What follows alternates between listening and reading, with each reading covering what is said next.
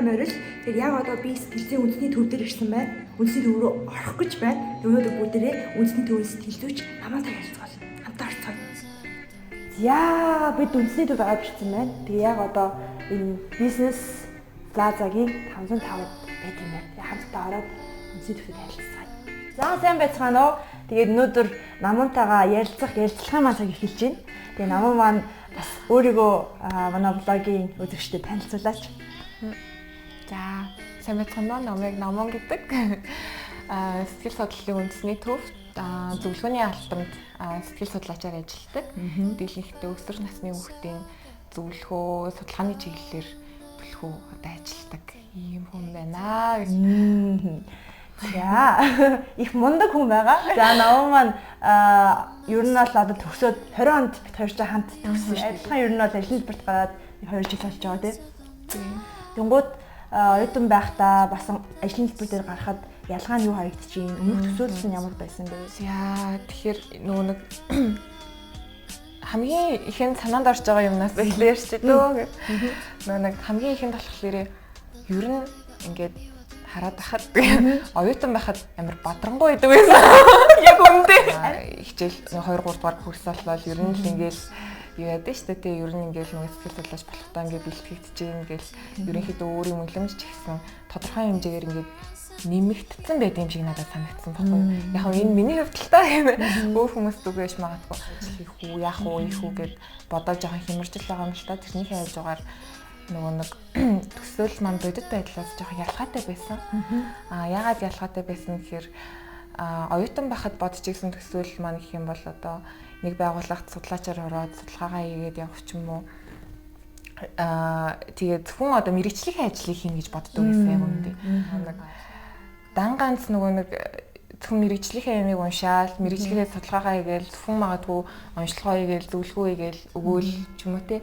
Тэгээд явах биш. Амар олон жижиг ажлууд хийсэн. Жишээлх юм бол хамгийн анх одоо нөгөө ажилд орж байгаа болохоор хуцаар ярихаас эхлүүлээд нөгөө нэг оператор шиг хамгийн анх оператор шиг байсан. Гэхдээ нөгөө нэг одоо бодонгот болохоор угаасаа нөгөө зөвлөгөөнд ороход ингээд бэлтгэж өгч байгаа л тэр үйл явцсан билээ л дээ. Тэгээ хамгийн анх ингээд нөгөө нэг ер нь хүлээн авдаг, тэгээл хуцаар ярьдаг, зөвлөгөөний цаг бичдэг, тэгээл нөгөө офис хэсэлтүүдээ хийдэг, Facebook постэр хийдэг, хөгжүүлэлт хийдэг. Тэгээ баг нөгөө дизайнер ч юм уу, нөгөө хүлээн авагч ч юм уу яг юу игээд байгаа нь ингээд ойлгомжгүй яг мэрэгжлийнхээ юм аа эхний жилдээ нөгөө нэг хийх байдал бол ер нь жоохон ховор байсан. Гэхдээ тэр хэрээрээ тодорхой хэмжээгээр нөгөө нэг тухайн үедээ тэгж бодож ирсэн чи одоо бодоход бол тодорхой хэмжээгээр хөгжижсэн юм шиг байгаа юм л та.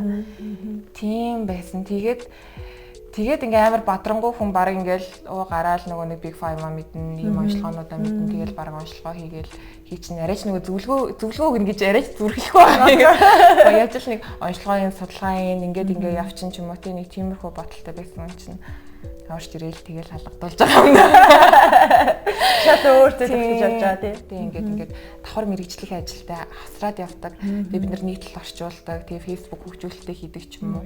Өмнө жил ихэд нэлээд пострууд хийдэг байсан.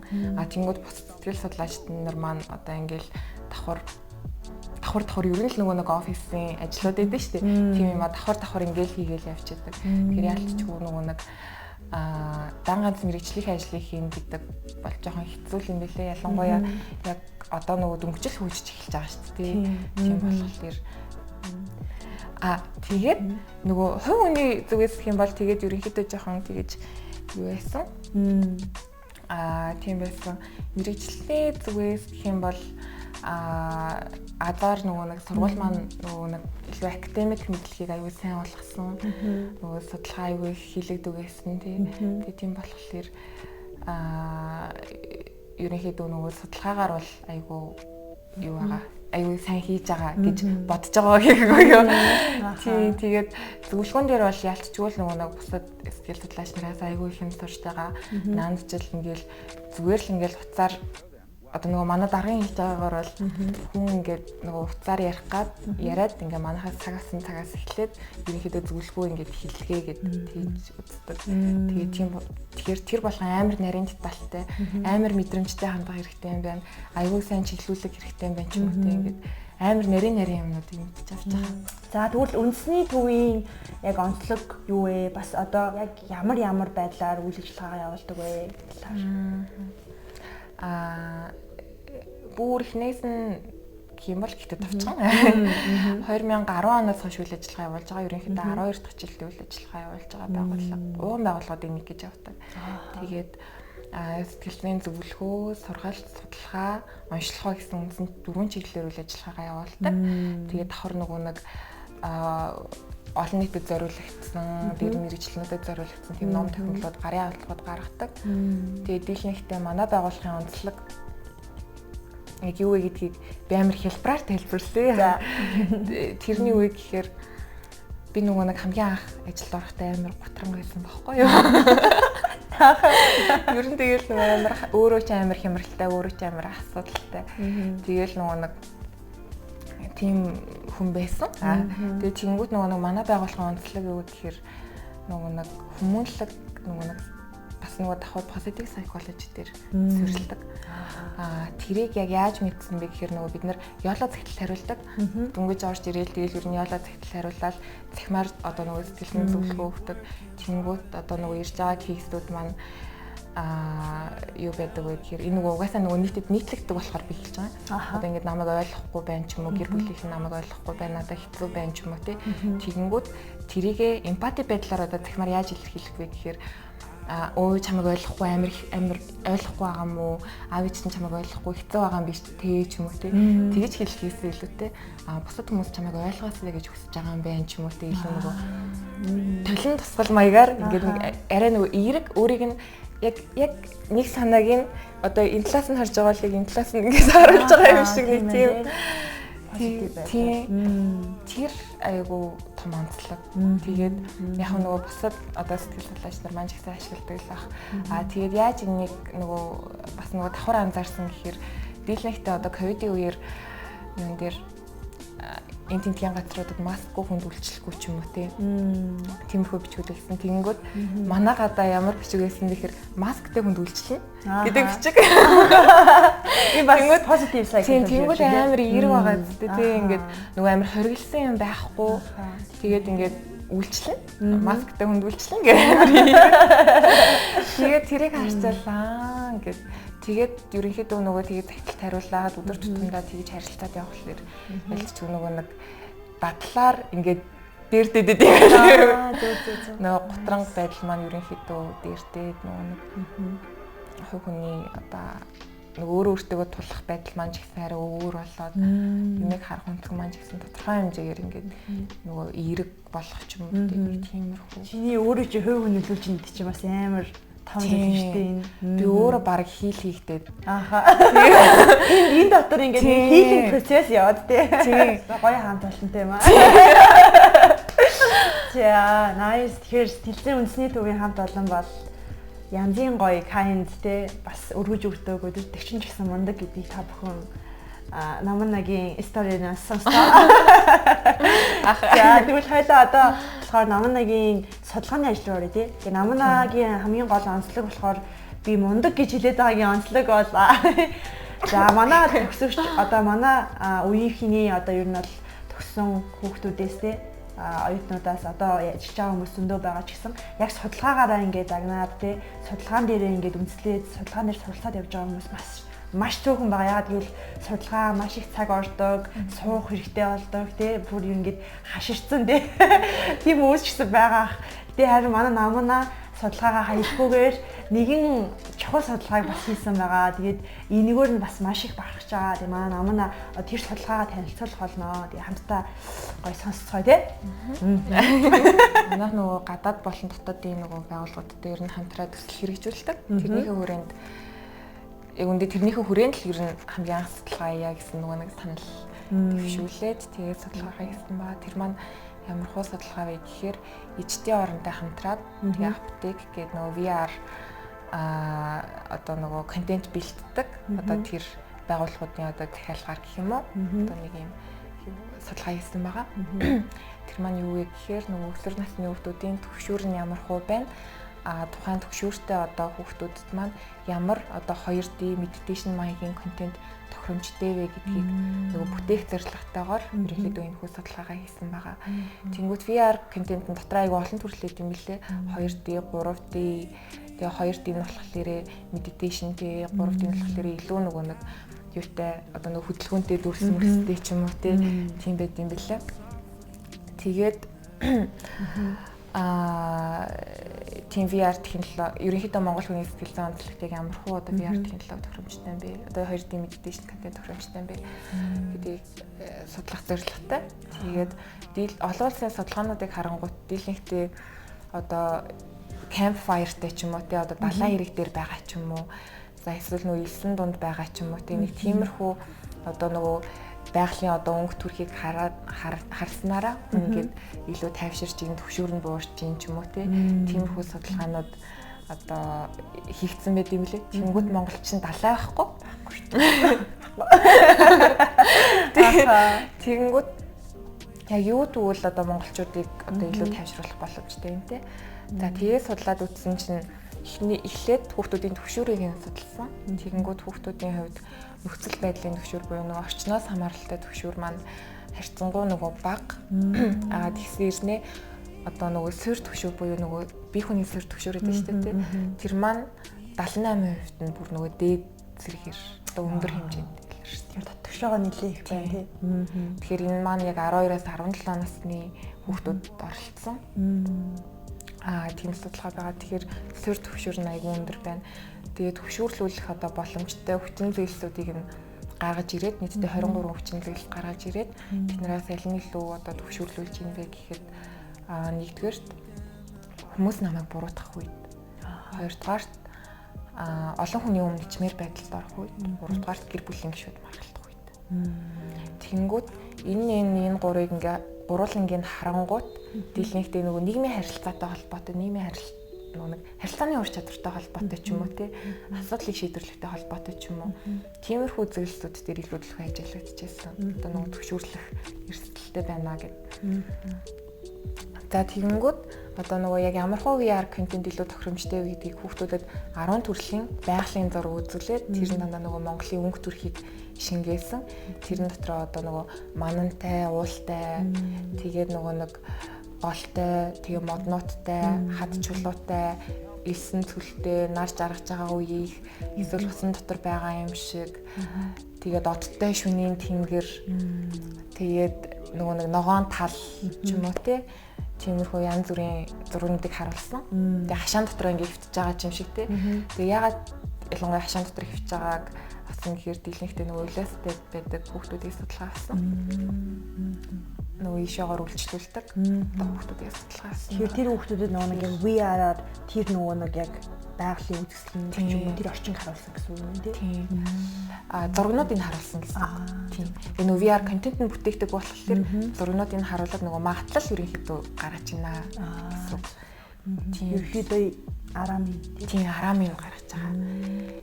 Тийм. За тэгэхэд болохоор аль нь илүү чиний хувьд аль нь илүү одоо 50 мэдрэмж төрүүлж ийн гэж хариулсан гэж бодож байна. Гэртэйгээ ойрхон газар байж магадгүй гэж бодож байна. Гэртэйгээ ойрхон тэр нөгөө хашаа гэдэг. Хашаа. Тийм. Тэгсэн чинь судалгааны үр дүнд юу гэж гарч ирсэн гэхээр тал нутаг буюу ногоон тал. Тэр зураг маань ямар байсан гэхээр нөгөө нэг ногоон тал тэгээд нөгөө нэг жохон бүрхэгдүү тэнгэр гэхдээ солонготой яг бороо орсны дараах мэдрэмжийг төрүүлсэн юм шиг тэрэн дээр хамгийн шууд орж ирж байна. Тэрнээр бараг 80% нь илүү нөгөө төвшүүр өндөртэй хүүхдүүдийн 80% нь юу айгу 50 мэдрэмж төрүүлж байна гэсэн. Дараагийнх нь болохоор нар жаргаж авах үеийн. Дараагийнх нь болохоор одтой шөнийн тэнгэр. Тэнгүүд энэ гурван зураг маань гуруулаа юугаараа адилхан байсан гэхээр гуруулаа айгу нөгөө цэлхэр тал мэдрэмжийг төрүүлж байсан. Тэнгүүд монголчууд ч нөгөө нэг өөх дээдсийг сайхуулаад ерөн талд амьдардаг. Угаасаа багасаа л хөдөө янгууд тал нутаг хардаг. Тэгээл дандаа ногоон зүлгээ хардаг. Тийм болохоор ерөнхийдөө ялцчгүй монгол хүний сэтгэл зүйн онцлог гэж харагдсан. Харин хамгийн одоо нөгөө нэг баг 50 мэдрэмж төрүүлж ийн гэсэн зургууд нь болохоор одоо нөгөө энэ тийм сүрдээсэн модтой ч юм уу эсвэл нөгөө айгу хад чулуутай ч юм уу тий. Эдгээр гой байгаад хад чулуутай ч юм уу хурц уулнуудтай ч юм уу тий. Эсвэл нөгөө нэг усан дотор байгаа юм шиг ч юм уу тий. Тэр нь жоохон нөгөө нэг прешэр мэдрэмж төрүүлдэг юм болов уу гэж би зүгээр таамагласан. Тэгэхээр нэг тийм үр дүнгууд гарсан байгаа гэдэг. Тийм. Тэгээд ч бас ирээдүйд амар чухал нэг юуны үндэс болоод шүү дээ тий. Хүүхдүүд ч одоо ингээд нөгөө нэг ер нь тал очихоос илүүтэйгээр тэр VR-ыг ашиглахыг илүүсэн шүү дээ. Одооны хүүхдүүд бүх юм нь яг дижитал болчихсон учраас тий. Тэгээд яагаад заавал 2D нөгөө meditation маягийн VR-ыг төрүүлээд ингээд судлах хэрэгтэй вэ гэдэг. Тэгэхээр нөгөө нэг 3D контентыг эхлээд судлаа ч юм уу тий. Тэгэхээр эхний ээлжинд нөгөө нэг ямар 3D гэдгийг нь тэр контент нь байхгүй нэгдүгээр шүү дээ. Хоёрдугаар гэх юм бол нөгөө нэг 3D контент маань илүү нөгөө нэг донтуулах хэрэгсэлтэй байх боломжтой юм болов гэсэн үгнээс эхний ээлжинд байгалийн одоо зураг дүрслэлээр одоо нөгөө нэг төвшөрийн мэдрэмж нь яг ямар байгаль одоо төвшөрийн мэдрэмжийг бууруулах одоо боломжтой вэ гэдгийг нь төрүүлээд судалсан гэсэн үг. Гэтэ энэ хөө судалгаа маань нөгөө нэг тодорхой хэмжээгээр дутагдaltaй талуудтай. Одоо жишээлх юм бол төвөр нь бага ч юм уу тий. Одоо амар олон хүмүүсийг хамруулж чадаагүй ч юм уу. Мөн түнчлөөр харьцуулах ч юм уу тий. Айгүй олон зүйлсүүд байгаа. Тэгэхээр гэтээ тэгсэн идэж гэсэн нөгөө тодорхой нөгөө араам нь бол гарсан бах гэж бодож байгаа. Гарсан таашаа мэдээж нөгөө нэг судлагдах шаардлагатай байгаа. Одоо үзэж байгаа оюутнууд болон сэтгэл судлалын сонирхогчдод яг энэ судалгааны яг энэ тий филдэд тийм талбарт тий бас нэг өөрийнхөө суралцж байгаа зүйлийг бас гоё хэлье гэж. Судалгаа юу яагаад чухал юм бэ? Ерөнхийдөө нөгөө нэг онлоо мэдхгүй бол бид нэр зөвлөгөө өгөхгүй шүү дээ тий. Яг тэрнтэй л адилхан гэсэн бид нар яг одоо яг ямар нөхцөл байдалд амьдарч байна. Одоо эргэн тойронд маань юу болж байна. Тэрийг мэдхгүй бол бид нар ингээл магадгүй ингээл Америкийн юмыг авчирч ирээл Монголд ирлаа гэх юм бол энэ хөлсөн дээр яг хэр бүх үү гэдэг тодорхой биш үү. Тэгэхээр ялцчгүй одоогийн нөхцөл байдал юу байна? Ямар асуудлууд тулгарч байна гэдгийг нь судалгаагаар л ерөнхийдөө тогтоодог, тодорхойлдог. Тэгэхээр судалгаа маань ерөнхийдөө тэр утгаараа аягүй ач холбогдолтой гэж бодогддог. Нөгөө талаараа одоо нөгөө эрдэм шинжилгээний хурцлуудад одоо орж үзэхэд тэгээд энэ тентхийн одоо нөгөө судалгаануудтай танилцахад юу илүү анзаарэгдэж байгаа вэ гэхээр бүгдээрээ бие биенийхээ судалгааг дийлэгтээ тавтаад хийдэг. Тэгээд жишээлх юм бол өсвөр насны хүүхэд гэхэд эрсдэлтэй зам үйлийг нь одоо 2-3 байгууллага ингээд давхар судалсан байх жишээний тэгэнгүүт мэдээж нөгөө нэг үр дүнгууд нь хоорондоо төслөөтэй байдлаар гарна. Тиймэрхүү тэгсэн чинь одоо тэгэл хүн болгол бас нөгөө нэг хүүхдэд аймаа урлалт айгүй их байна ч юм уу тий бүгдээ мэдж байгаа. Ерөнхийдөө бүгдээрээ л одоо скил дотрол төвшүүр их байна гэдгийг мэдж байгаа. Тэгсэн чинь нөгөө нэг юуны өмнө жилийн хэрэглээний сэтгэл судлалын хүрээлэнгээс зохион байгуулсан нэг юу эрдэм шинжилгээний хурлын хэсэг. Тэгээд тэрэнд оролцсон чинь Улаанбаатар дээд сургуулийн гэр бүл судлалын профессор гэдэг нэг хүн бидний нөгөө ихтгэлүүдийг сонсоод нэг юм хэлсэн баггүй. Тэр нь юу байсан гэхээр ингээд судалгаанууд хийж байгаа чинь аюул сайн байна. Гэхдээ ингээд яг одоогийн ингээд байгаа нөхцөл байдал ингээд ойлгомжтой байхад ингээд аль хэзээний ингээд судалж асан ингээд ил ингээд харагдаж байхад тэрийг тавтаж ингээд судлаад байх шаардлага байхгүй. Судлаач гэдэг маань яг одоогийн нөхцөл байдлыг одоо ойлгож мэдэрч судлахаас гадна ирээдүйд яг ямар байх боломжтой юм. Тэрийг нь одоо судлах хэрэгтэй. Тэрийг нь таамаглах чадвартай байх хэрэгтэй гэж хэлсэн. Тэр амар туссан. Дай гэл яа. Гэр тасал. Тийм шүү. Тийм байсан. Тийм. Тэгэхээр тэр талаараа ерөнхийдөө судалгаад миний хувьд л аюу ач холбогдолтой гэж үздэг. Нөгөө талаараа нөгөө зөвлөгөө ч юм уу те практика бол үсгээгүй. Хоёр маань хоёулаа уялдаа холбоотой явагдах шаардлагатай. Мэдээж нөгөө судалгааг хэрэгжүүлэх ч юм уу те практик дээр буулгах тийм хүмүүс бол хэрэгтэй шүү дээ. Нэмэлтээр хэлчихье. Ерөнхийдөө хүүхдүүд ингээд төгсөөд яг ямар чиглэлээр яаж явах вэ гэдгийг мэддэг шүү дээ. Тэгээд зөвлөгөө хөө, онцлогын хөө, судалгаа хийх үү, сургуульд ажиллах уу, төвд ажиллах уу, байгууллагад ажиллах уу, HR болох уу гэж амар их юм боддог. Тэгээд тиймгүүд нөгөө нэг хийж үзэхээс нааш мэддгүй юм билээ. Би бол саяхан хавраас л өөрийгөө нөгөө нэг судалгаанд амар дуртай байна гэдгийг мэдрээд. Ингээ баг бүтэн жил ингээ 2 дахь жилдээ ажиллаж ингээд мэдэрч байгаа байхгүй юу. Тэгээд яг яаж тэгэж мэдрэгдсэн бэ гэхээр ингээд судалгаагч ер нь зовлонтой шүү дээ. Тийм шүү дээ. Зовлонтой. Хүмүүс буян судалгаа авна. Нөгөөдүүлийн боловсруулалтын датануудаа шивнэ гэд. Тэгээд амар нөгөө хэцүү. Тэгээд нөгөө нэг үр дүнгээ боловсруулахдаа ингээд толгойн амар гашлгаа. Алин айлантай ингээ хамааруулах гэх буян болно. Тэгээд тэгсэн чинь амар нөгөө баяртай зовж исэн. Амар дуртай болохоор тийм. Nice. Тэгээд ерөнхийдөө судалгааг давхар нөгөө өөрөө дуртай болохоор бас ач холбогдолтой гэж боддог. Шүү. Тэгэхээр яг Номонагийн хэлснээр нөгөө бид нөгөө судалгаараа бас ингээд айлгүйгээр цааргалалгүйгээр орох хэрэгтэй. Тэгээд тэрэн дээр сая бас Номонагийн Улаанбаатар их сургуулийн багшийн хэлснээр давхцсан судалгааг дээр хийгээд байлгүйгээр өөр зөндөө бидний салбар дээр сэтгэл зүйн одоо судлагдах хэвээр маш олон тий судлагдаагүй тим юмуд зөндөөх байгаа штэ асуудлууд зөндөөх байгаа. Тийм учраас тэрийг нь олоод яг нэг гоё чанартай судалгаа хийгээсэй гэж би бас уриалгахыг хүсэж байна. Надад ч ихсэн гоё уриалга болж байна. Судалгаа жоохон зовтон төрлийн хүн би. За тэгвэл бит хоёрын ярилцлага ерөнхийдөө дуусч байна. Тэгээ одоо намаа хамгийн сүүлдээ бас оюутнуудаа бас дэлгэр мэргэжлийг сонирхож байгаа хүмүүст юу гэж бас хэлмээр бас уриалмаар байна. Их сургууль нөгөө сэтгэл судлалаар сурах оюутнуудын тоо амар их болцсон тий. Одоо бүр гарч байгаа хүмүүс амар их болцсон. Давхар орой ичнээгээр сэтгэл судлаач бэлдэнэ л гэж. Тэгээд аюу их нөгөө сэтгэл судлаач гарч байгаа. Гэхдээ гарч байгаа ч гэсэндээ хэрэгцээ амар их хിവэрэл байгаа. Тэнгүүт ягаад хിവэрэ байгаа вэ гэхээр хэр чанартай сэтгэл судлаачд гарч ирнэ гэдэг нөгөө талаар амар чухал. Тийм. Тэгэхээр хичээлээсээ гэрээ. Чанартай байх хэрэгтэй наа манайхаа тоон гол нь би. Маа намунаа шиг чанартай аваа. За тагалсан юм аа. За тэгээд бид окей. Тийм тэгээд чанартай байх хэрэгтэй. Чанартай гэдэг нь мэдлэгтэй нөгөө мэдээж нөгөө мэрэгжлийнхээ одоо шинжлэх ухааны онолуудаа мэддэг, ур чадваруудаа мэддэг, өөрийгөө хөгжүүлдэг байхаас гадна ёс зүйтэй байдал амар чухал. Тийм шүү. Мэргэжлийн код гэдэг тийм ёс зүйтэй байдал амар чухал. Ерөнхийдөө бол хамгийн анх одоо энэ мэргэжлийг сонгож орж ирэх жагаал бол одоо л дөнгөж ер нь хөгжиж эхэлж байгаа мэргэжлүүдийг олох хэрэгтэй.